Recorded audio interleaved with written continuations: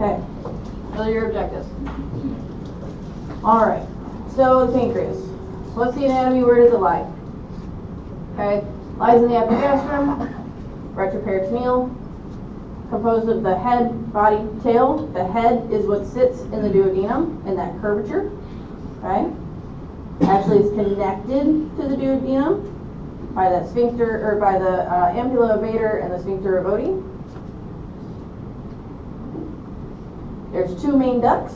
There's the main duct that runs all the way from head to tail. And then you have a little accessory duct called the duct of Santorini. Okay. But the main duct is really where we have problems. Okay. The main duct meets up with that common bile duct from the gallbladder, like we talked about yesterday. Okay. Goes through the ampulla of Vater with that sphincter of Oddi at the end. Okay. All right. The pancreas is surrounded by structures, right? A lot of organs touch it, a lot of structures touch it. So when the pancreas goes bad, a lot of things can go bad with it. The biggest, when we're talking about imaging, which I think I have a slide on, is the biggest thing is because it has that close proximity and close relationship with that common bile duct. If there's a problem within the pancreas and the common bile duct, and you have dilation within both, okay, there's some sort of obstruction, which you can see on this bottom picture here. Like if you have a tumor, right, and both the main duct and the bile duct, or common bile duct, are dilated, there's something wrong. When you have both ducts dilated, it is pancreatic cancer until otherwise. Until proven otherwise. Okay? Alright. So, because it sits retroperitoneally, right, it has the ability to, when it hemorrhages or produces fluid, it can that fluid can seep into all these different areas. Okay, the two biggest are around the umbilicus, meaning the Cullen sign, and the flanks, which is the Gray Turner sign. Okay, so it's not necessarily intraperitoneal, but because of where things where the folds are of the peritoneum and the mesentery and all that, those are the two signs. If you have bruising there, then you can suspect something's wrong with the pancreas.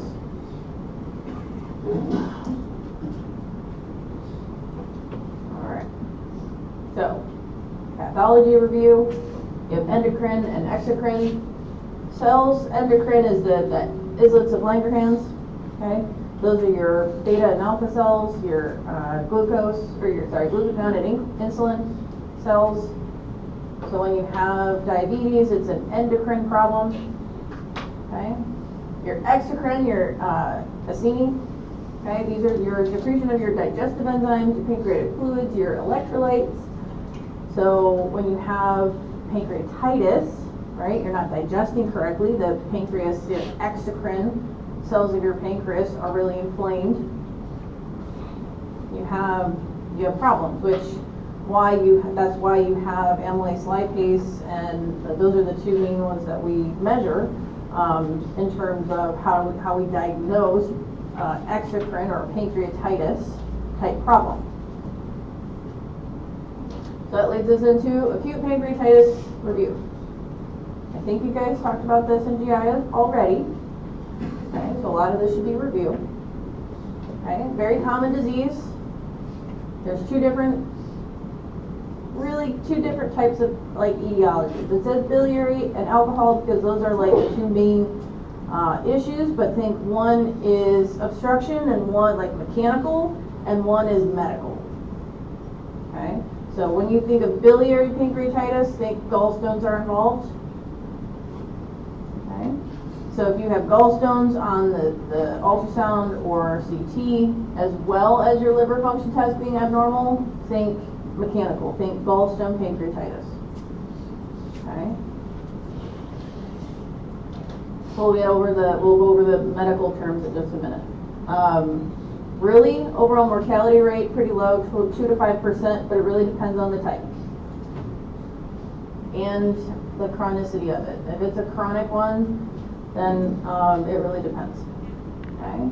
When we talk about all the other ones, okay, so you have the mechanical, like we talked about, the cholelithiasis, any sort of thing that causes obstruction. It's a mechanical obstruction versus metabolics. You have alcohol, you have hyperlipidemia, hypercalcemia, drugs, some genetic components like CF. If you have a scorpion sting, which we have here, this can cause pancreatitis because it's a cholinergic neurotoxin. Vascular-wise, if we have we can see this after a post-operative, someone who's been on cardiopulmonary bypass. Okay. We can have embolisms there. And then infections, mumps, Coxsackies, megalovitis, cytomegalovitis, cryptococcus. Okay? There's a bunch of different reasons why the pancreas gets pissed off. This is a good acronym for acute pancreatitis. I get smashed. Okay? Idiopathic. We either did it, okay, we did an ERCP and we caused the pancreatitis. Okay? We have gallstones, ethanol, trauma, ethanol meaning alcohol, okay, trauma, scorpion, mumps or any other virus, autoimmune like CF, steroids, hyperlipidemia, hypercalcemia, ERCP, again, and drugs. Okay? So this is a good algorithm to kind of know, or acronym to know. Okay? All right. So when we talk about acute pancreatitis, we have two different phases. We have acute phase and we have a late phase. Okay? The acute phase, the early phase is more like within the first week. Anything after that first week is late. When we talk about severity, we have mild, moderate, severe. Mild meaning no organ failure, moderate, we start to see the organ failure really only lasts for about 48 hours and then we can switch it. We can kind of treat them and get them back. And then severe is that organ failure lasts longer than 48 hours. The two different types are important. Okay, you have edematous and then you have necrotizing. Okay, one is swollen, one is dying. The complications are what really kind of, when you have edematous, you're going to have, if it's less than 4 weeks, you can see peripancreatic collection, so like fluid around the pancreas. Okay, if it's greater than 4 weeks, that's when we start seeing those pseudocysts, which again we'll talk about. Necrotizing, okay, less than 4 weeks, you're going to have that acute necrotic collection. It's going to be basically an abscess of just dying tissue within the pancreas. And then after 4 weeks, then it's walled off. Okay, so it's either you have like pseudocysts from fluid, from too much fluid, too much edema, or you have necrotizing dead tissue. Okay. All right, what do we see? Pain. It's abrupt. It's constant. Okay, it's severe. It could be boring into the back. Okay, it's epigastric, so upper abdominal. Basically anywhere from above your belly button to basically your xiphoid. It could even potentially cause a little bit of chest pain. Okay. Has been known to radiate to the back, chest, flanks, and upper quadrants. And a lot of patients say this is the worst pain they've ever experienced with epigastric pain. Okay, it's worse than any ulcer that they've had, or it's just a boring, constant, severe pain. People are in a lot of pain with this. Nausea and vomiting are common. Fever is common. All right. What do you do with the abdominal exam? You have them, inspect, auscultate, and palpate. We're not really doing the percussion at this point because it's so much pain. You don't need it. Okay. We're not looking for fluid collections at this point. Okay. When you're looking at them in bed, they're in moderate distress. Okay. They're going to be most likely dehydrated. Their mucous membranes are going to be dry. eyes are going to be sunken. Okay, they may have scleral icterus, which is what? Yellowing of the sclera, so the whites of your eyes turn yellow.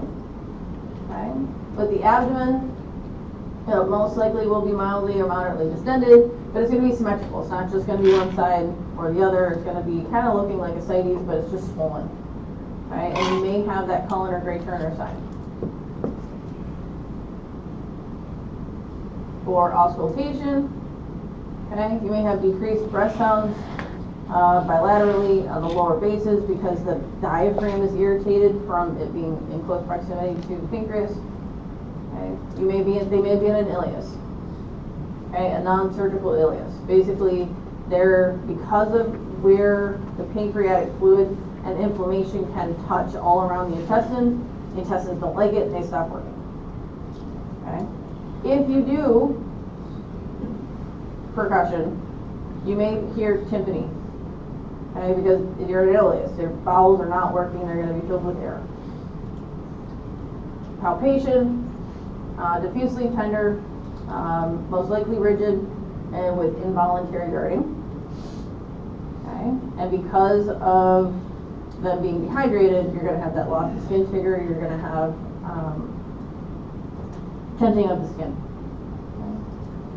Okay. These people are not just going to be sitting in bed on their phone, they're not going to be sitting in bed like lying still, they're going to be writhing around in pain. They cannot find a position of comfort. Okay. Occasionally, you may have that peritoneal sign. It really does mimic an intra-abdominal catastrophe, which we'll kind of talk about more in the trauma and like sepsis, but they are very sick. They do not look well. All right, what labs do we want to do? Okay, we're suspicious up to this point. We kind of think, hey, this might be pancreatitis. The history kind of fits, the exam kind of fits, but it could also mimic a bunch of other stuff. Perforated duodenal ulcers, mechanical small bowel, volvulus, could be acute mesenteric ischemia. So what other things can we do to actually rule in acute pancreatitis? Okay, we are still going to do a CBC, a UA. We're still going to get their CMP for their BUN and creatinine. Okay, we're still going to get a glucose to make sure that they're not hyper or hypoglycemic. We're going to check their electrolytes. Two big ones, though, are their CRP. It's going to be elevated. But it's not going to be elevated until after 72 hours. So in the beginning, it's going to be pretty normal. So if they get diagnosed, or if they get admitted because we really just don't know yet, we're going to check their CRP over the next few days, and it will steadily increase. The biggest one, though, is lipase. The most accurate single test. Okay? If you don't do any of the other labs, at least do lipase. And the lipase will be at least 3 times normal if you have acute pancreatitis. Occasionally we'll catch amylase being elevated, but really it gets elevated and then kind of drops pretty quickly, so it's an inaccurate test. Okay. Lipase stays around for about 4 days when it's elevated. Do we still want amylase? Yes. But we really want the lipase. Okay. What imaging can you do? Plain films to see if it's perforated, because if it's perforated, then, you know, if there's pneumoperitoneum, then we gotta go to the OR either way. So you can do right upper quadrant ultrasound or an abdominal ultrasound looking for cholelithiasis, choledocholithiasis. Okay, we're looking for that pancreatic edema. Okay, we can look for calcifications within the pancreas, but the CT abdomen pelvis with contrast is the most accurate single imaging test. So if we suspect acute pancreatitis, we probably won't do an X-ray or an ultrasound. We'll just send them straight to the CT if they're stable for it. MRIs and MRCPs have their uses, but it takes a long time. If they're sick, we're not going to send them to the tube of death. Okay. But it can be very diagnostic in terms of what's actually happening. If it's a neoplasm or something like that that's so small that we don't really see it on CT yet. But if they're sick, right, we don't want to send them to a tiny tube where we can't have any of our equipment in the room. So that would probably be further down the road. All right. When we diagnose acute pancreatitis, we need to have at least 2 of these 3 features. Abdominal pain suspicious for pancreatic origin, serum amylase and or lipase, but really lipase, serum lipase activity, okay? And then characteristic findings on CT and or MRI. Most attacks are pretty mild and of the edematous form. Lasts about 5 to 7 days, self-limits. We just kind of help them along through it. Sometimes we can put an NG tube in to help with the nausea vomiting. Otherwise, they're just kind of on a liquid diet, bland diet. We're trying to make their gut not work as much as possible. When we look at prognosis, there's a couple different scores that we can use, and we'll talk about 2. So the first one is the Ranson score. Okay, so this has limited prognosis if you only use 1 time frame of data. You really have to have 2 time frames. So stuff on admission and then at the 48-hour mark. Okay, if you only have one or the other, it really makes no sense. On admission, 5 things are addressed if they're over 55, if their white cell count is over 16, if their blood sugar is over 11, which is high. That's millimoles per liter at 200. See, the chart's nice. 200. So if their blood glucose is over 200, okay, LDL is over 350, and AST is over 250. Okay. The more check marks they have, the more likely that it's acute pancreatitis, or good prognosis for pancreatitis. Sorry, other way around. The more check marks they have, the worse prognosis they have. Okay, so if they don't have any of these factors, like they're 40, their white cell count is only 15, their blood sugar is 180, their LDL and AST are normal, they have zero factors, meaning their mortality is really low. Their risk of mortality is low. Now, once you get over 48 hours, we start looking at this other stuff. So we have to do a ABG. Okay, we're looking at their PO2, looking at their estimated fluid sequestration. Okay. If they have more than 6 liters of like free water fluid depletion, that means that it really indicates a severe disease and their prognosis is worse. Okay. If their calcium falls, if their hematocrit falls, if BUN rises, or their base excess is more than -4, which normal is 0 to 2. Okay. So basically, the worse they are, the worse their prognosis. Okay. The only problem is it doesn't actually include amylase or lipase, so it's not the greatest test, not the greatest prognostic factor, but it's one that we have. All right. According to the Ranson criteria, presence of which of the following factors indicates a poor prognosis for an adult male with an acute episode of gallstone pancreatitis on admission.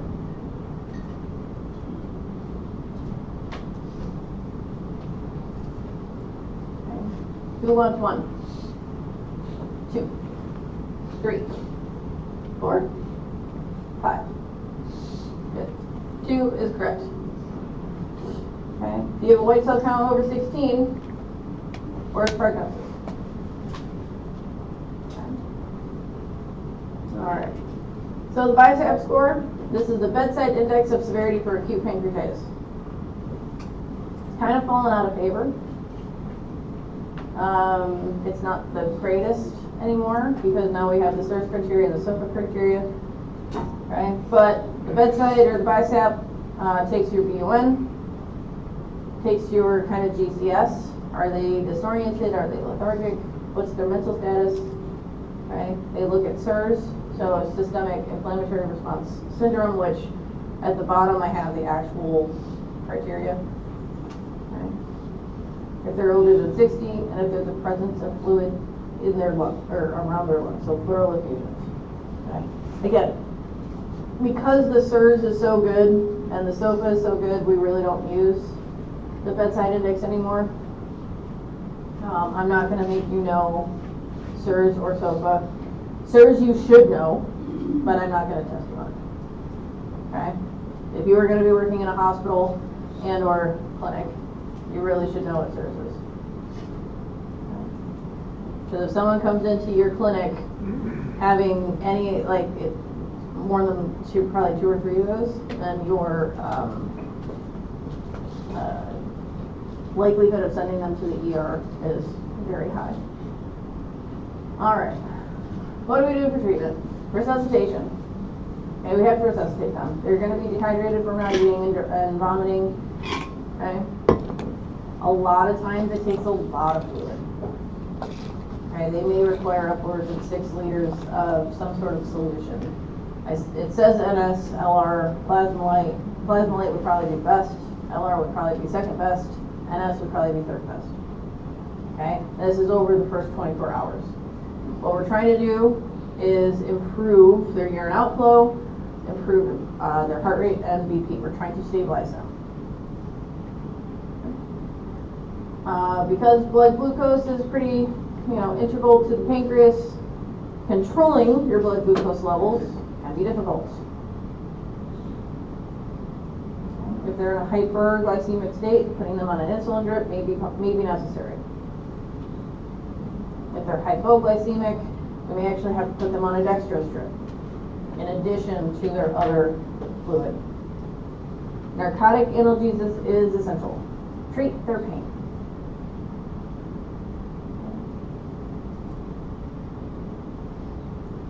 If it's so bad that they need a patient-controlled analgesia, that is the PCA pump, where they click the button on their bedside, and that may be what they need.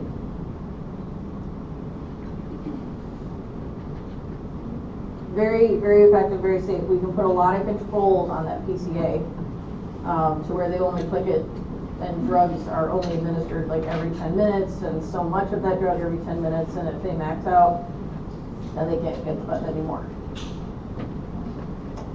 Like I said, the nasogastric tubes are put in there to relieve the nausea and vomiting. Okay? Chemoprophylaxis is mandatory in all patients.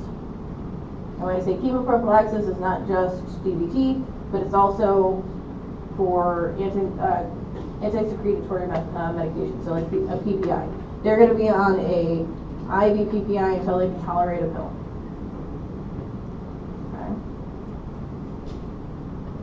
And for anticoagulants, that's either most likely going to be Lovenox or enoxaparin or heparin, substitute heparin if their creatinine clearance is less than 30. All right.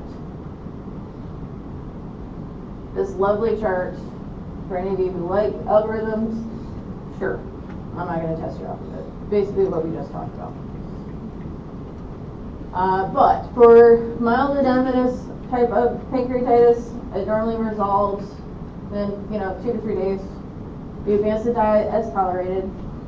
Okay. We try to elicit and find out what the underlying etiology is. If we can find out what the etiology is, then we can try to figure out and how to not have it happen again. Okay. If it's mild biliary pancreatitis, we just do an elective laparoscopic cholecystectomy with an IOC. Okay. Elective, probably with, once we kind of get them through that initial acute pancreatitis phase, they're more stabilized, then we take them to surgery. Most likely they will do it prior to hospital discharge, but they're not going to show up in, the ER and go straight up to the OR. It's not that. But we're also not waiting a year. Right? So when we say elective, it's more like urgent, but it's after, it's however long their pancreas needs time to heal and they stabilize. Then we take them to take their gallbladder out. We take off, we basically remove the offending agent. Okay? Anything with severe pancreatitis and evidence of cholangitis, so inflammation and infection within the biliary tree because of that stone, we're going to do an ERCP. Okay. Plus or minus sphincterotomy if the issue is with a stone. Okay. All right. Now we move on to chronic pancreatitis. Okay. Chronic pancreatitis is caused by alcoholism most of the time. There are other issues that can cause chronic pancreatitis, but for the majority of the time, it is alcoholism. Right? Our pancreases do not like alcohol. So, when it is a inflammatory disease, basically it's an inflammatory disorder caused by the alcohol. So basically we have glandular fibrosis leading to pancreatic insufficiency. So both endocrine and exocrine functions at this point are insufficient. The disease process has taken over that pancreas, has made it fibrotic. It's not working. Okay, it's not endematous, it's not necrotic, but it's just kind of changing the path out or the tissue type to be more fibrous and not actually pancreatic cells. Okay, this is where you get a lot of that calcification that we see on imaging. So, clinical manifestations, most of the time it's asymptomatic until you have recurrent bouts. Okay? When they have those bouts, it is disabling abdominal pain. Okay? They do have bouts where they don't have any pain, but it's recurrent. Okay? You're going to have that mid-epigastric pain radiating to the back. You have a clinical tetrad. Okay, if you have these four things, you most likely have chronic pancreatitis or something chronically wrong with the pancreas. Okay, abdominal pain, weight loss, diabetes, and stratorrhea. Okay. If you have those four things, something wrong with the pancreas should be starting to kick in your head. All right. Rarely have evidence of acute pancreatic inflammation. Okay, can it happen? Sure. But most of the time, it's just this, chronic state of changing to fibrotic, and it's just not working. Rarely they'll have high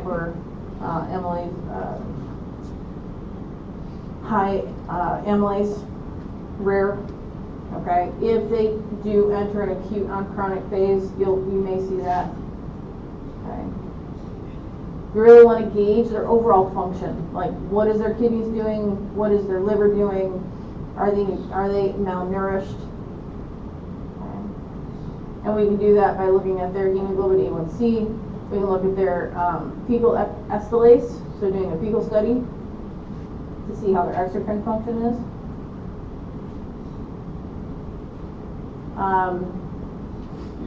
Metabolic abnormalities can sometimes be seen. Hypercalcemia, hypertriglyceridemia. Okay. So there's not a lot of like, if you have this, then it's that. Sometimes it's a diagnosis of exclusion, but if you had episodes of acute pancreatitis in the past, more than likely, and the more episodes you have, the more likely you are going to have chronic pancreatitis in the future. All right. So, patient with epigastric pain, which of the following is the most useful in differentiating the etiology from acute pancreatitis from chronic pancreatitis?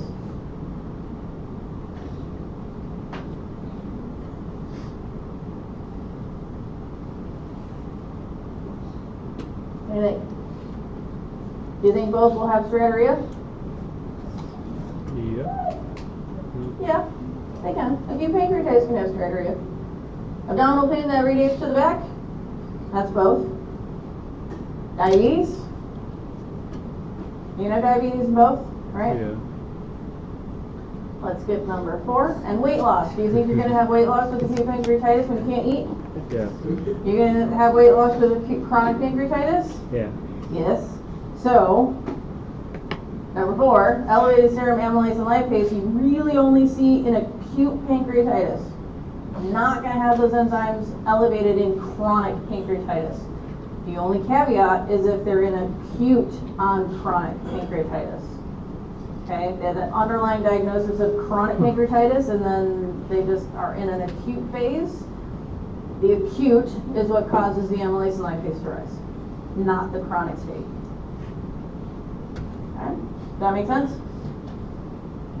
Yes. Cool. All right, how do we see it? Really need to have imaging to diagnose. Okay, we want precise anatomic information. We need to know what's going on with the gallbladder. We need to know what's going on with pancreas. Okay, so to evaluate the pancreatic duct, we can do an MRCP or ERCP, and to do an actual pancreatic morphology, a CT or MRI. There really is no role in ultrasound or X-rays. Can you see the pancreatic duct on ultrasound? Can you see the gallbladder duct on ultrasound? Yes. But in terms of chronic pancreatitis, we need to do either an MRCP or an ERCP to look at those ducts visually. Okay? Not just image. Well, MRCP is an image, yes. I misspoke. But ERCP really is to look at it. Okay? You can kind of see here, there's a bunch of like fluid and just kind of schmutz around the pancreas here. Okay, that's not normal. That's like fat stranding around the pancreas. Okay, here we have a blackened kind of void in the pancreas. That's most likely a cyst. Okay, and then here you kind of see that pancreatic duct on the MRCP. It just looks kind of dilated, it doesn't look nice and smooth. So all of those are abnormal. Alright, what do we do to treat it? Unfortunately, there isn't much of a role for surgery. I know this is a surgery class. Okay. Most of the time, people treat it medically. Okay. Surgeons only really get involved when there's complications. So, when we have large duct pancreatitis versus small duct pancreatitis, there are different procedures in what we can do, which the next page kind of goes through them. Know that they exist. Okay, this is well above a primary care rule. Okay, but we'll go through them. The biggest common thing that you can talk to your patients about, okay, is when we actually have to do a traditional resection operation, and that is a pancreatic-duodectomy. Pancreatico-duodectomy. Okay, or Whipple. You can just say Whipple, and everybody will know what you mean. Okay, what happens in a Whipple? We remove the head of the pancreas, the duodenum, and the distal part of the bile duct.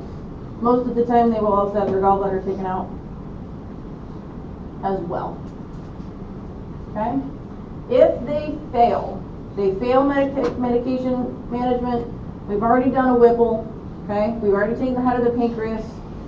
If they fail and their pancreas is still pissed off, still having issues, still, causing the patient pain, the last resort is basically a total residual, like pancreatectomy. Meaning, we take whatever's left.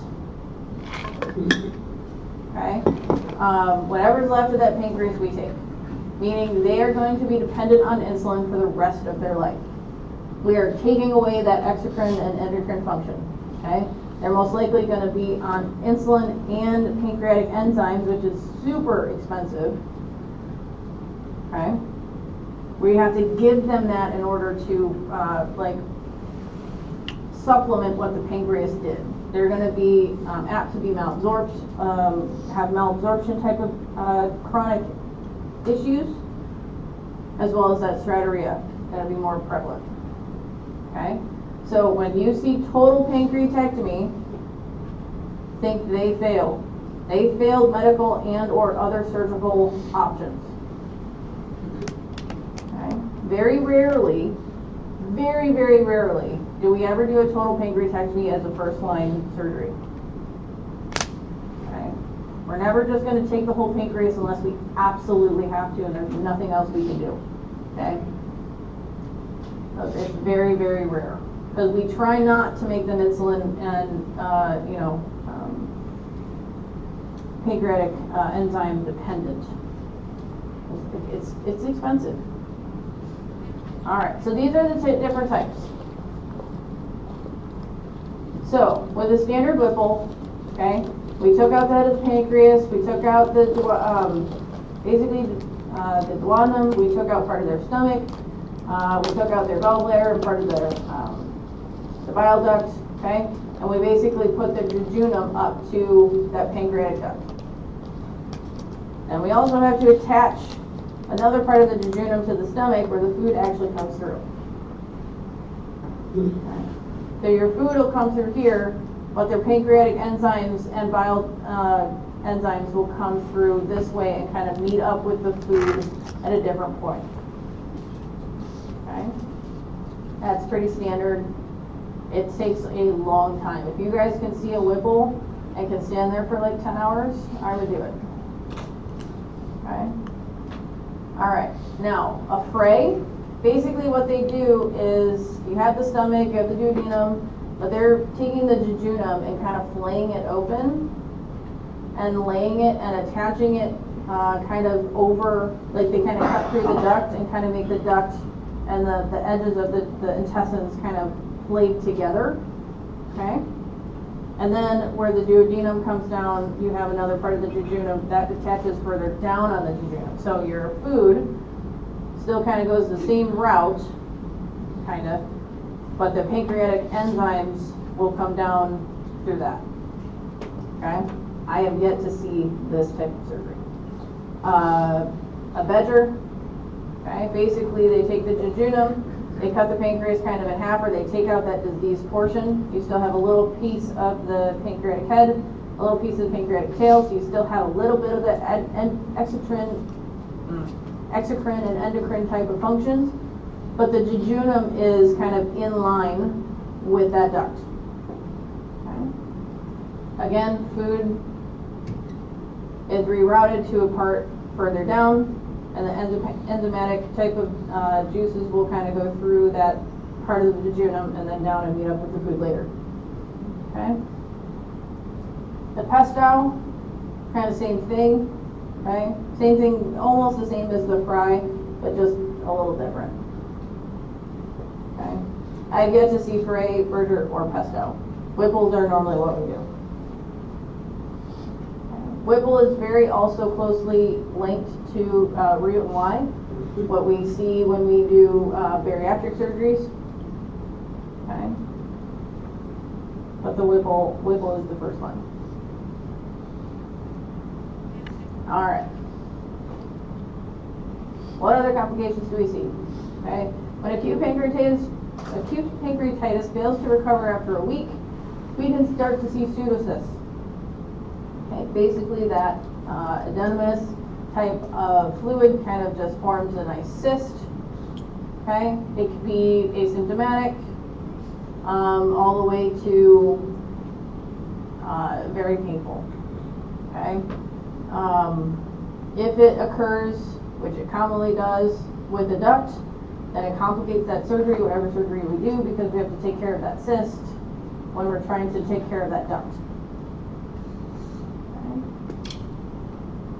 When we see chronic pancreatitis with pseudocysts, we can't just drain the cyst. Most of the time, we have to do pancreatic duct drainage as well as parenchymal resection. Okay. The larger that cyst is, the more likely we have to do parenchymal resection along with duct drainage. Okay. Pseudoaneurysms, kind of the same thing, but within the vessels of the pancreas. really is a consequence of severe inflammation, can be related to the pseudocyst. We basically treat it with embolization and or in the OR doing a resection, trying to get that pseudoaneurysm out, ligation of that artery. Okay, but we try to do embolization with OR first. Okay. This is an example of pseudocyst. It can be very, very big or very, very small. This one is very, very big. Okay, you can see that that would put pressure on your stomach, on your intestines, on your liver, on your spleen, maybe even your kidney. Okay, it can cause a lot of issues. So when it's this big, we will drain it and then resect it. Okay. All right. What time is it? Let's do a couple more. Okay, pancreatic trauma. Okay, pancreatic trauma is sometimes we don't know that the pancreas took a hit. Okay, but it's a direct blow to the epigastrium. So a lot of times it'll be a handlebar to the stomach. It could be penetrating. Okay, penetrating are way harder to treat. But if it's just a direct blow and it's blunt trauma, we just kind of have to see how well they do. Okay, it could range from peritonitis. They could have like an absolute acute belly, all the way to just vague back flank pain, maybe some vague abdominal pain. Okay, we associate it with lower spine fractures. Okay, if you hit the epigastrium so hard, sometimes you'll have lower spine fractures. Okay. High amylase, high lipase is not a good indicator in this cause or this diagnosis. Okay, if you have it, it should heighten your suspicion, but it is not reliable because it's trauma. It's not in that inflammatory stage yet. Okay, lipase may be high, but amylase may not. Okay, if patients have clear indication for OR, then we go to the OR. Okay, a lot of times we make the diagnosis intraoperatively. Okay, when I say clear indications for OR, they have other things. So they have other intestinal tears, they have other things going on in their belly that we just go to the OR and then we see, oh shit, pancreas got hit. Pancreas is bruised. Okay. Most of the time we're treated non-operatively. If that's the only issue, we just kind of admit them, we watch them, give supportive care, whatever we need. Okay, but we do follow up to make sure that pseudocysts do not develop. Okay, they will most likely get a CT scan maybe a month or two after the injury, just to make sure that those pseudocysts do not develop. Okay. Decision to operate on a pancreas really depends on the integrity of the guts. Okay. And then when we think about intraoperative treatment, we can either leave it the way it is, but put drains there to like across the pancreas, under the pancreas, behind the pancreas, wherever that tear is, wherever that bruise is, or if it's leaking. Okay. We can put drains there that lead to the outside of the body so it pulls away that pancreatic enzyme. Or we can resect. Okay. If it's a very small injury, most likely we will just leave drains. Okay. If it's a very large injury, we might have to do a resection. The biggest thing with the pancreas is, and I meant to mention this earlier, is the pancreas is very fickle. Okay, it does not like to be touched, and surgeons will very commonly say, "Do not fuck with the pancreas." Okay, and I say that lovingly, right? They will do everything in their power to not have to touch the pancreas, because anytime you touch the pancreas, it'll do something funny and have some sort of complication later on. So you will hear a surgeon on your rotation. They may not use the word fuck, but we do not screw around with pancreas. Okay? So that is the biggest takeaway. If we do not have to touch the pancreas, we will not touch the pancreas. All right. Which of the following associations with pancreatic pseudocyst is the most important to consider prior to surgical treatment?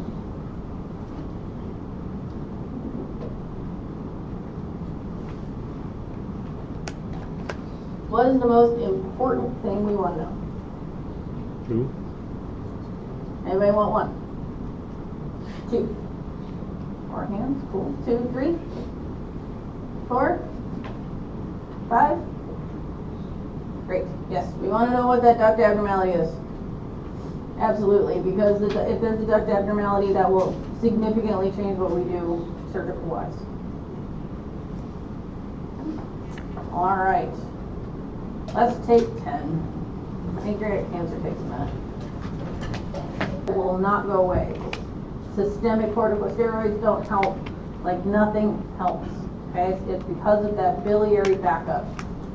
Okay, and then you can have that cutaneous jaundice. If you get to jaundice, then you're pretty far severe in terms of how bad the cancer is.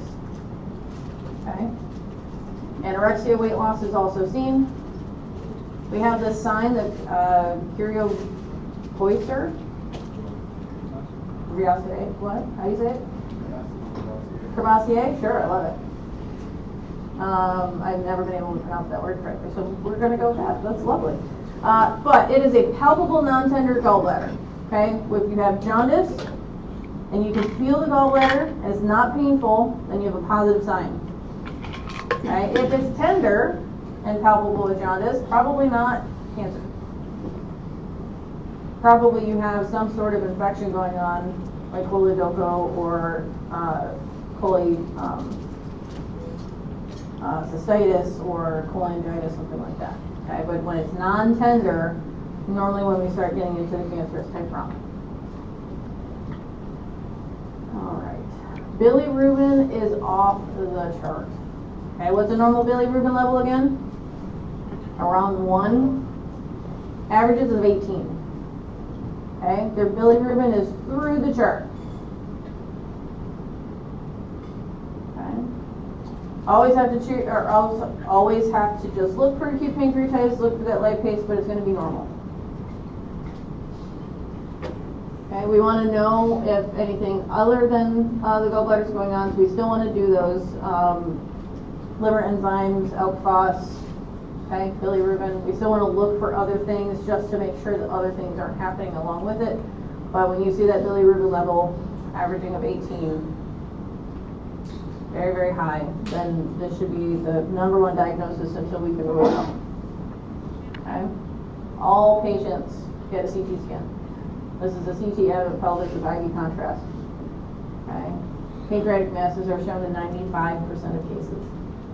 You will see this double duct sign. Okay, there's a backup, an obstruction of those ducts. Okay, so you can see it here. Okay, you have cancer at the base.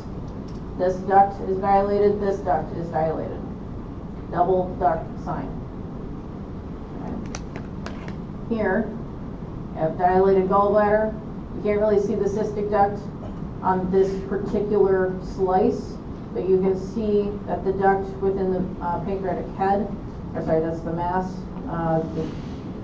But either way, you can see it on CT, just not maybe this slice. Okay. But you can follow it through. You can look at it coronally and actually see those double ducts. Okay. ERCP is indicated if we see a mass, any mass. Okay, we need to do an ERCP and with a EUS. Okay. EUS endoscopic ultrasound. That is going to tell us, we can actually ultrasound that mass and see how far it invades. Okay. We can also take brushings and biopsies of this mass with the ERCP and EUS. Okay. Those are absolutely required for a diagnosis. You need to know what this mass is before you can diagnose it. Come on. Can you still hear me? No. Okay, now it's working. You could hear, it did go out, right? Yes. Okay. It's not just my head, that's good. All right, so like I said, ERCP, we need to have those biopsies. We need to have those brushings, okay? We need to have that cellular level adenocarcinoma to make an absolute diagnosis, okay? We may end up doing some upper GI studies if we decide to do some sort of surgery. Okay, we need to know the extent of it. We need to know if there's any other pathology within the gut that we need to know about before we go into surgery. It's more for pre-surgical planning. We don't need an angiography, and we really don't need an ultrasound. Okay, an abdominal external ultrasound. We want that endoscopic ultrasound. Okay. So for treatments, pancreaticoduodectomy, treatment of choice, Whipple. We need to get that out, okay? If the mass is in the tail, okay, so if the mass is back by the spleen, we can do a distal or tail pancreatectomy, not necessarily Whipple, okay? Or if it's in the middle, if it's in the body, we may just take depending on the size and surrounding invasion, we may just take the whole thing and do a total pancreatectomy. Very rare. Most of the time, though, we will do a Whipple. Okay? This is where we take the pancreatic head, the duodenum, and the distal biliary duct, okay, distal biliary trunk. We may take part of the stomach, depending on where it is located, okay? We take this out, what's called en bloc, okay? They basically don't take pieces out at a time. They cut where they need to cut, sew where they need to sew, and then they take the entire mass and all of these structures out at one time, okay? That way pathology can see exactly all of the margins to make sure that we got all of it. Okay. Operative mortality is very, very high. 6 to 7% will die on the table. Okay. It is not a not morbid procedure. Okay. A lot of these times they are very sick, they are malnourished, but the only chance of survival is to take it out. We will do our best. Okay. The risk of post-operative complications is about 30%. These people are not just going to get this done and then go off into the wind. They're seeing their surgeon probably every week, every 2 weeks. They're seeing a medical oncology. They're about to go start chemotherapy, radiation. Okay, surgical resection, chemo, and radiation are a must. Okay, they're not going to necessarily happen all at once. Okay, depending on how. Like I'll tell you a story. So my dad had pancreatic cancer. He's no longer with us, but the first time it happened, he was running 5Ks, right? He was a very healthy guy. Started having pruritus everywhere. They tried systemic steroids, they tried, topical antihistamines, whatever. Finally found the mass, okay? He was so healthy that the surgeon was like, I don't want you to do chemo first. I want to take it out first and then do chemo. Because chemo really depletes the body, right? They get really sick. So we took it out, did chemo for 6 months, and then he did radiation. Okay? He was basically cancer-free for about 7 years, and then it came back. Okay? These people are not like just, again, we were followed up every 3 months. He got a CT scan every 6 months, and he got I want to say it's the CA19. I think that's the enzyme, or that's the tumor marker, CEA19. And basically, we don't do the tumor markers, which is why I'm not necessarily telling you what it is basically you don't do it for the initial. Okay, when we want tumor markers, we look at it for when it returns. Okay, so these are not going to be done by you guys. It's going to be done by the actual surgical team, the surgical oncology team, medical oncology team, as follow-up for if the cancer returns. Okay. But yeah, complications are high. But they have to go through resection if we can actually resect it. If it's so far severe that it is like eroded into like the aorta, we're not gonna do a resection. They're gonna get chemotherapy and radiation and see if we can get it small enough to where we can actually surgically resect. But if it is severe, stage 4, and it has evaded into the liver, the stomach, okay, most of the time we will not resect. All right, so we have a 56-year-old Bill who's known pancreatic cancer, scheduled for total pancreatectomy. He asks you why this procedure has been recommended, which of the following is the most likely explanation for recommending this procedure to your patient.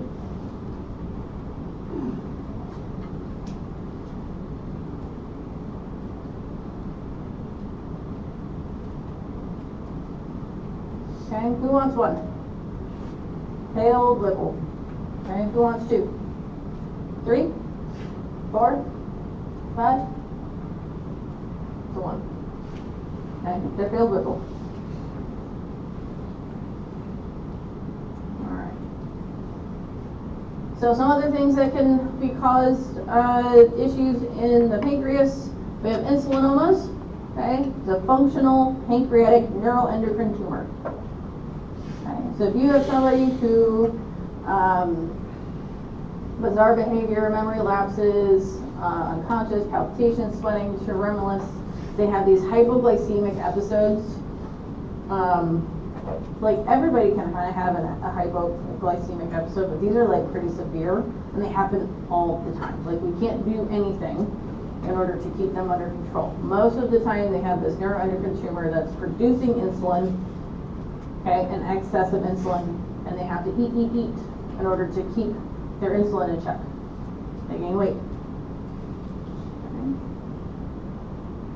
So we do, most likely, we try to take it out as soon as possible.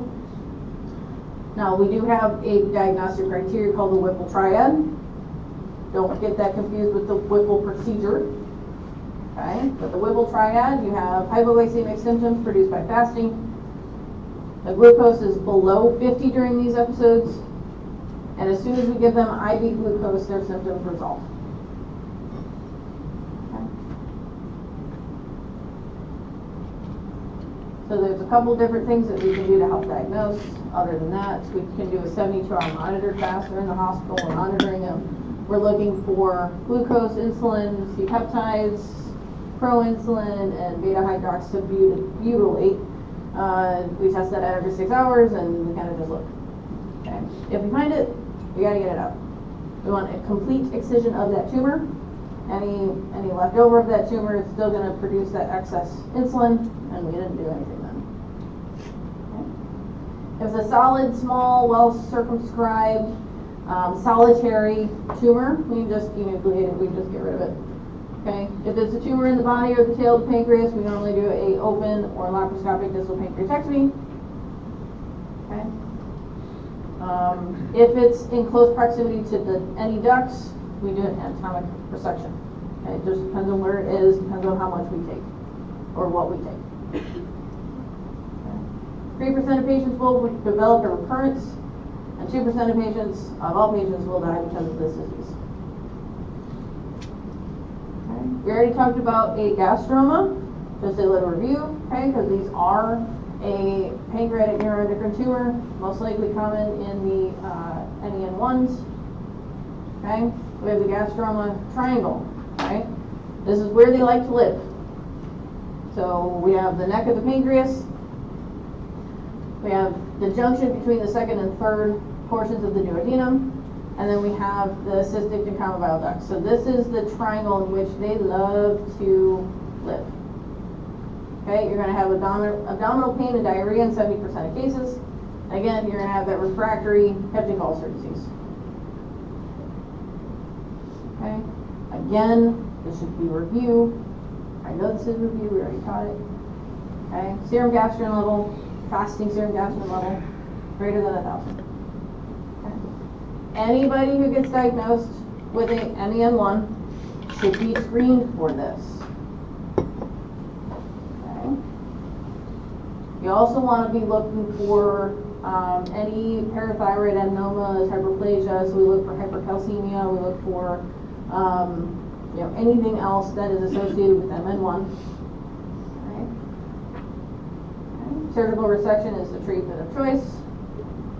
And it really depends, the prognosis really depends on tumor size, location, did it mets anywhere, what's the association with men, is it just a gastroma or do they have a compilation of symptoms? If it mets to the liver, that's the single most important determinant of survival. Okay? If it's gone to the point where it's already mets to the liver, then probably not great. All right, let's move on to the spleen. A lovely spleen. Okay? What it does, it has specific immunological functions. Should not, this should be reviewed. Okay? We have off the cystic trunk, or celiac trunk, we have the splenic artery, okay, going into the splenic hilum in the left upper quadrant. Okay, it does butt up with the tail of the pancreas. So when we do a tail pancreatectomy, okay, sometimes the spleen has to be taken as well, depending on how close that is. Okay, how much vasculature is there. A lot of times we have to leave a drain in the splenic fossa if we take the distal panc, because the duct sometimes doesn't close all the way. Okay? It's a very small duct. So we leave drains to help drain away any pancreatic enzymes so that it doesn't irritate the spleen. All right, we have to always look for accessory spleens. What does that mean? The spleen can be broken and kind of fix itself into many different spleens, or a person could just have an anatomical variant and have many different spleens.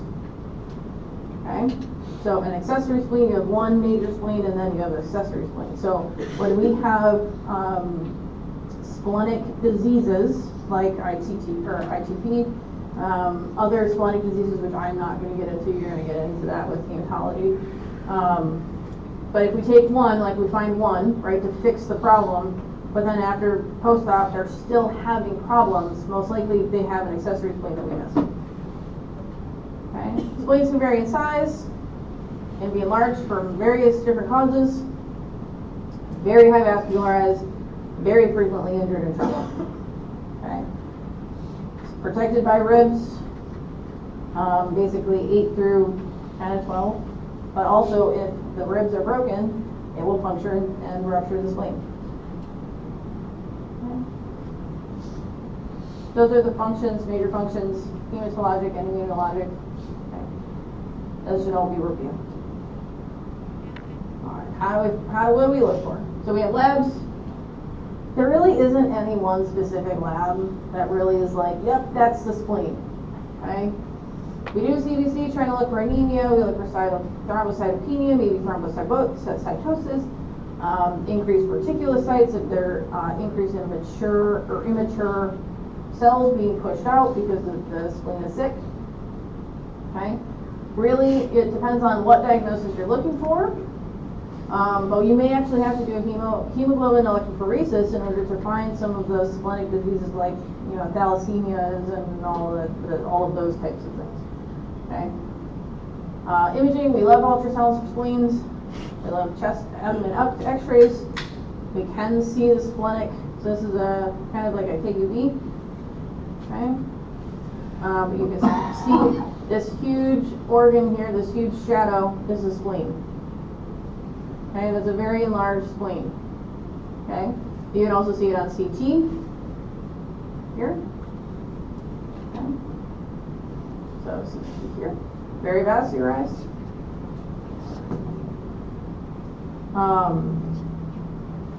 But we can also see when it's ruptured. Okay. So this top one here, you can see the outline of the spleen in a nice whiter or lighter color gray, and then all this gray in the middle that's darker, and around it, all that's blood, and you can see the fracture through it. Okay, same down here, you have a huge subcapsular hematoma with a laceration through it.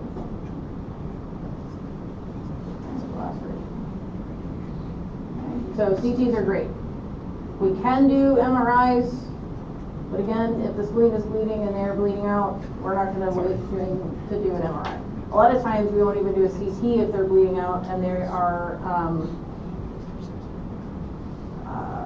stocky, right? We're just going to go straight up to the OR.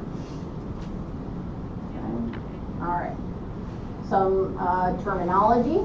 Okay, we have splenomegaly versus hypersplenism. Okay, when you see splenomegaly, the organ is big. The organ is enlarged. From whatever that underlying pathology is, the actual organ is huge. Okay, when we have hypersplenism, that means the splenic function is increased. It's basically a non-specific term. Okay. Could be with enlargement, but most of the time it's without enlargement. Okay, so the spleen is doing something that doesn't necessarily increase its tissue size, but you'll see it in the CBC with whatever disease process it is. Does that make sense? Kind of. Yeah? Does everybody wait? I know it's like Thursday. All right. Grades of splenic trauma. Okay? May not ask you specifically, like, what grade is this?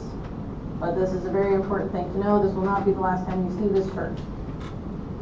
Okay? So basically, when you have a little less than 1 centimeter tear or laceration or a subcapsular hematoma, it's basically grade 1. It's a bruise and or a little tiny tear that's not really bleeding. Okay, we watch those. Grade 2, 3, or 2, well, I guess there's 2 3s. 3A and 3B, okay? Those are when we have bruises, we have more than 10 to 50% of their surface area has a subcapsular hematoma. Their tear is bigger, up to 3 centimeters. Again, we may or may not take this, okay? It really depends on how hemodynamically stable they are.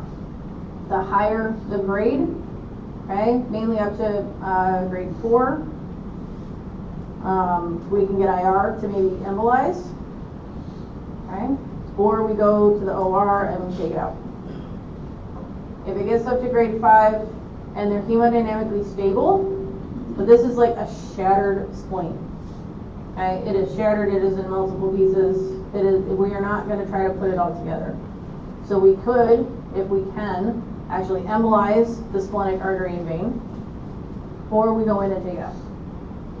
Okay, it really depends on how hemodynamically stable they are. But if they're any bit unstable, we're just going to go and take that out. But if we can try to embolize, maybe even just a portion of the spleen, and we go into the specific vessel within the spleen and embolize it, and just necrose that part of the spleen, we're going to take that instead of having to do a huge open abdominal surgery. Okay. All right.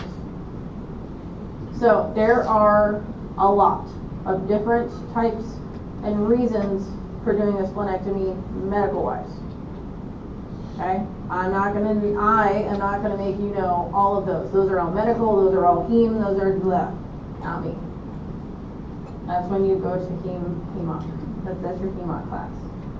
Okay, but we do it for relief of splenomegaly. We do it for relief of that hypersplenism, having to do that chronic illness, the idiopathic thrombocytopenia purpura, or ITP.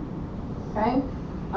General surgery does a lot of these. We have to do prednisone. We have to give them steroids in order to get their platelet count back to normal before we do splenectomies. Okay, so these guys are in the hospital for a little bit before we actually can get the splenectomy done. Okay. If we can't get their platelet count to normalize, some surgeons will just take it just because we can't get it under control, or if they don't want to do systemic steroids for the rest of their life, we can just take the spleen. But normally we try to get their platelet counts down to a respectable level before we do the splenectomy. Okay.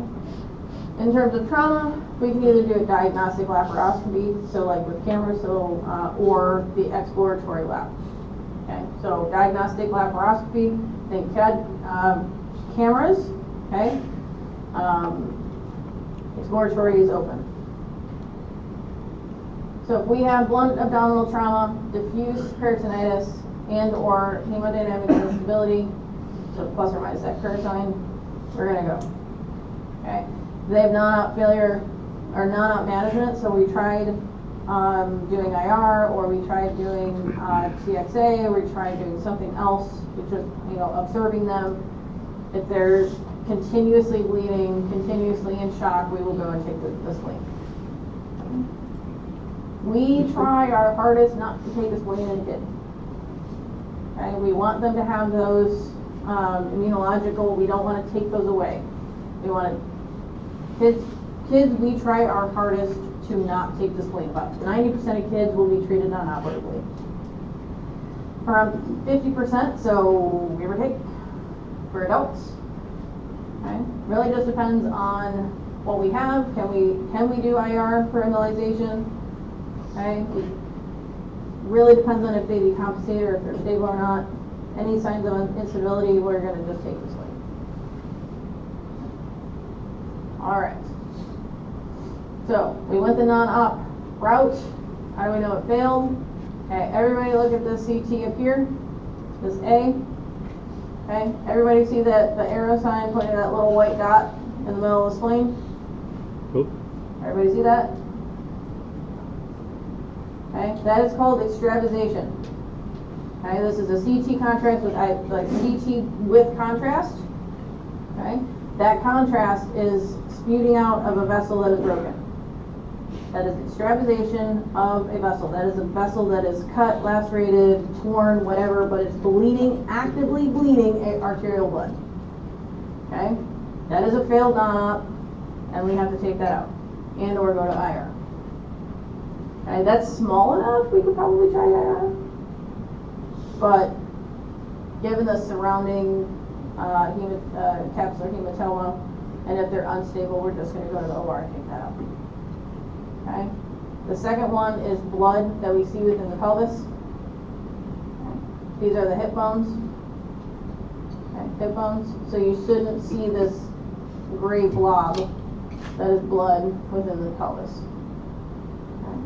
And this is the angiography. Okay. You can see this cloudy, like everything else is a nice line in a vessel, but then you get this cloudy stuff over here. That is extravasation of contrast out of that vessel that is torn. Okay.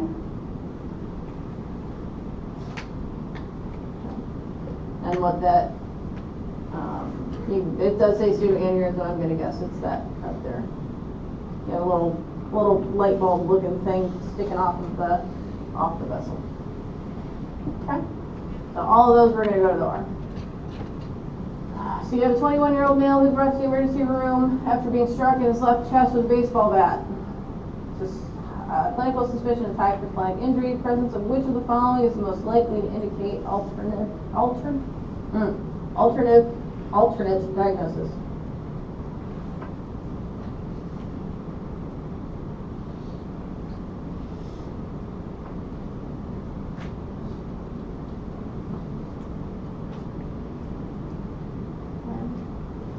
You think it's going to have a high white count if you damage the spleen? Yes. Yes. Okay. Inflammatory response, trauma loves white count, white cells. Okay. If you hit the left side of their chest with a baseball bat, do you think we may see some rib fractures? Yes. Yeah. Okay. We talked about the curve sign here. Okay. Do you think if you have a positive curve sign, do you think it's most likely a splenic injury? Yes. Yes. Okay. Skipping number 4. Say you have diffuse peritonitis. Okay. What do you think that diffuse peritonitis is going to be from? Spleen. Blood. Okay. Like I said, the peritoneal cavity does not like anything that's not already there. Okay. So air, CO2, blood, fluid does not like it. You will cause peritonitis. Okay. So, do you think the spleen has air? If you just have a splenic injury, do you think you're gonna have air in the belly No. where it's not supposed to be? No. So if you have pneumoperitoneum, your likelihood of having a different diagnosis is high. Okay? Now, you could still have a splenic laceration along with a intestinal or a hollow organ injury, having pneumoperitoneum. But most of the time, if you get hit in the chest with a baseball bat and have a splenic injury, most likely you're not going to have free air. Okay? Alright. How do we do it? In an elective setting, we do laparoscopically. Okay? If we want to do open, most of the time it'll be in an XLAP type of fashion. Okay? Most of the time when we do it open, it means longer length of stays, more complications, higher morbidity, basically. Okay? So we stick the cameras in, we isolate the spleen, we find the hilum. Okay? We, basically there's a little ligament that kind of attaches to the end of the spleen, the base of the spleen, and it kind of attaches to the wall, so it kind of doesn't really go anywhere. We kind of cut that. We find the artery and vein off the hilum. Okay? We clamp it, ligate it. We do allow the spleen to drain it to the vein. Okay? So once we cut off the artery, then we let there's no more inflow of blood. We let the blood flow out through the vein, and then when we think we need to, we can cut clamp and ligate the vein, and then remove the spleen. And that basically means that, the spleen is a blood, contained organ. So if we can give all of that blood back to the patient before we take it, especially in a trauma situation, we will. Okay. We try to ligate as close to the spleen as possible, trying to avoid any vascular injury to the stomach and pancreas. We want to watch out for those short gastrics and that pancreatic artery.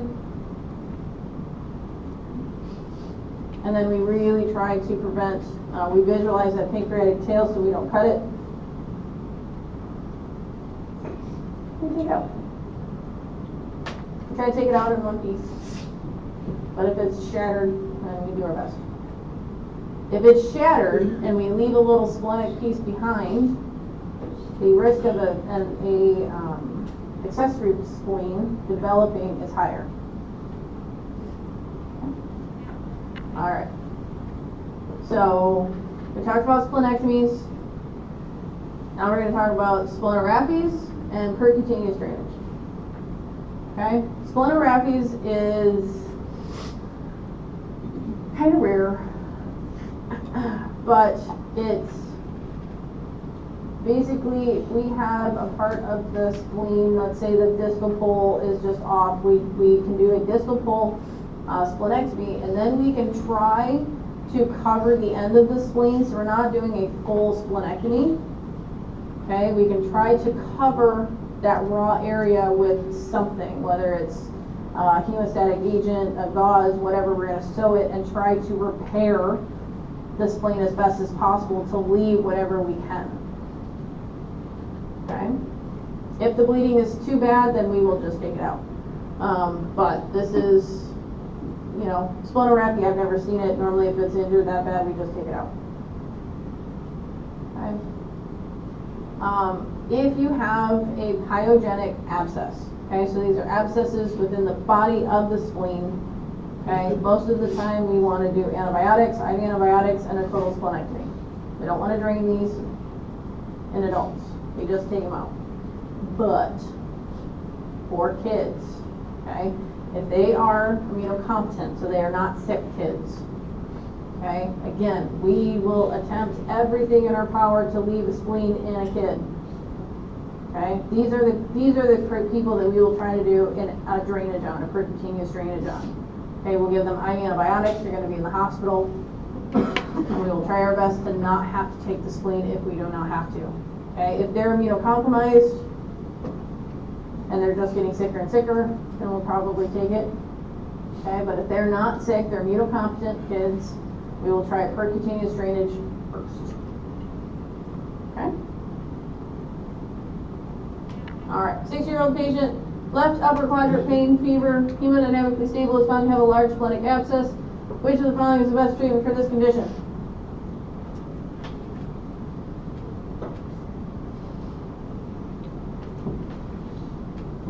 What do you think? We're going to skip number 1 for right now. Do you think in an adult, a 60-year-old with fever, even though they're stable, do you think we're just going to perk and drain it? No. Transpleural drainage. So we're going to drain it into the pleural space. Do you think that's good? No. No. Okay.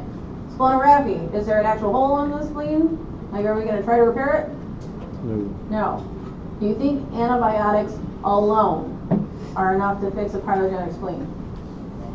Probably not, right? So, out of these answers, a total splenectomy will treat this, okay? We give antibiotics along with it, but a total splenectomy is what they need. Does that make sense?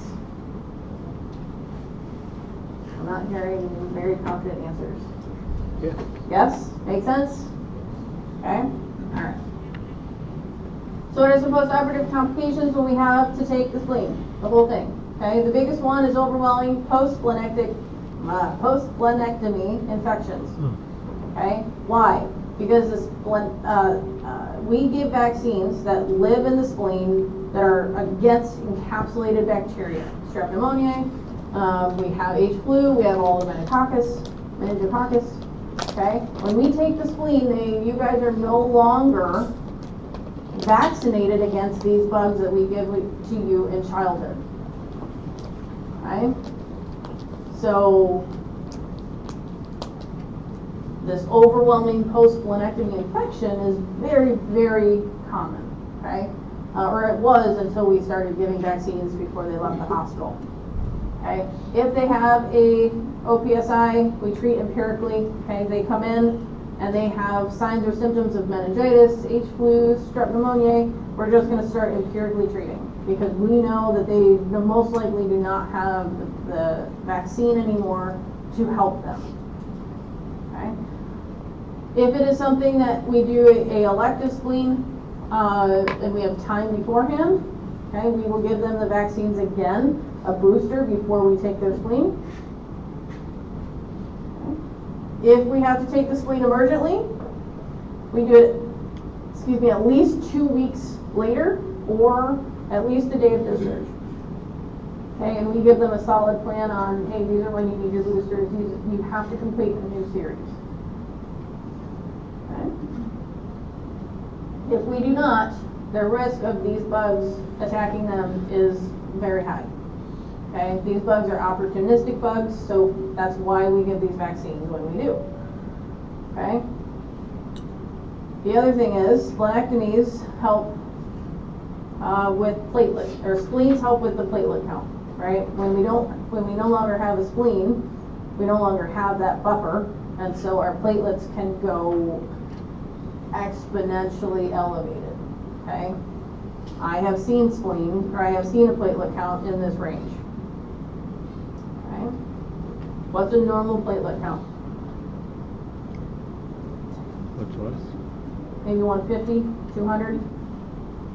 Okay, so if we get up to 800, 900, okay, most likely the risk of thrombosis can be there.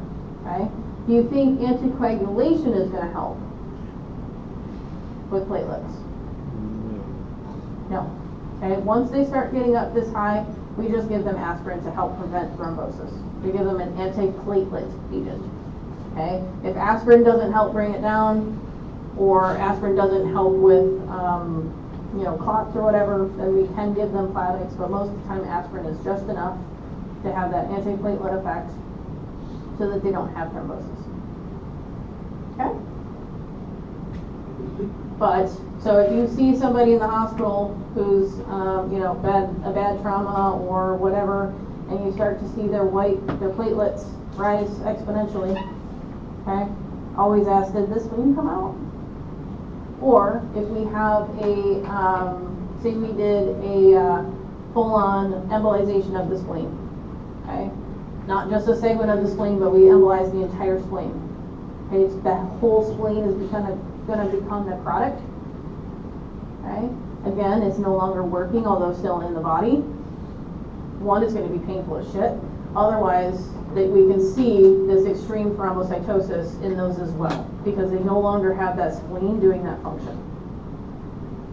Okay. All right. What are the primary care responsibilities? Oh, I did not finish this slide. Whoops.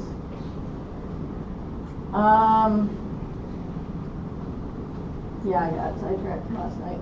Okay, I will fix this slide and resubmit it to you guys up on Canvas. But for pancreas, we want a complete physical or history of physical. Okay, labs. We want a CBC, CMP. We want to check the LFTs, amylase, but most importantly, lipase and CRP. Okay, if you have somebody who's like, yeah, their belly pain is starting to get into that acute pancreatic type of picture, you want to check the lipase and CRP. Okay, what imaging can you kind of order or think about ordering? We can do an ultrasound. We can do abdomen pelvis CT with IV contrast. Okay, if you're starting to get into ERCPs and EUSs, then that should probably be over to the general surgery, GI type realm. Okay. Pancreatic cancer is a silent killer until it isn't. There's no proactive imaging or lab to catch it early. There's none. Okay, there are many people trying to research this because it is such a deadly disease, such a deadly cancer, that we are trying to find something early as like we have preventative colorectal screenings, okay, we have preventative mammographies, right, to try to catch breast cancer. We don't have anything like that for pancreatic cancer. That's what the research is doing right now. But what you guys can do are know the signs. They come in with whole body pruritus, yellowing of the eyes, yellowing of the skin, anorexia, weight loss, probably should get a CT of the belly. Okay, have a low threshold for imaging. Okay, if we can catch it early, most of the time we can save their life and or make their quality of life better. Okay, the moment it becomes like invaded into something else, their prognosis is extremely poor. And even now, their 5-year survival rate, I think, is at 6%. Okay, 6% of patients after the diagnosis will be alive in 5 years. Very, very low. Okay, spleen, we want a complete history and physical. Labs, we do want a CBC and CMP. I don't think there's any other labs that you guys maybe want to do, except maybe like the sending off the like the salpinias and ITPs and like the hemoglobin electrophoresis. And then imaging, it'll be ultrasound, CTs.